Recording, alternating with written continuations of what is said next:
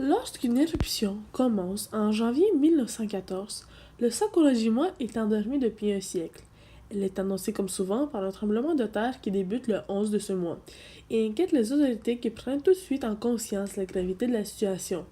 Dans la ville de Kagoshima, on enregistre 417 secousses telluriques dans les 30 heures précédant l'éruption.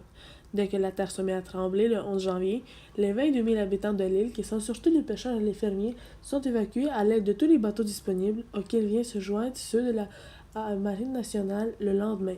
Une partie de la population de Kagoshima est évacuée, elle aussi, car elle risque d'être exposée aux fureurs du volcan.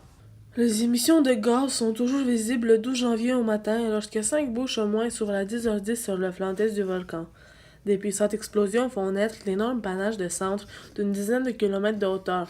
La colonne éruptive s'effondre par moments en déclenchant des coulées pyroclastiques. Les atomes de cendres sont intenses et la couche atteint 1 mètre d'épaisseur à 20 km de distance.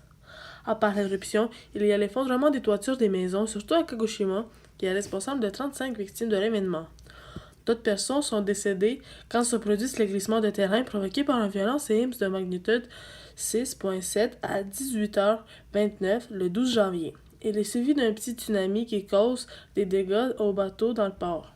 Dans la soirée de 13 janvier, sur le coup de 20h, la région de Sakurajima est secouée par un nouveau séisme. Il marque un profond changement dans le comportement du volcan.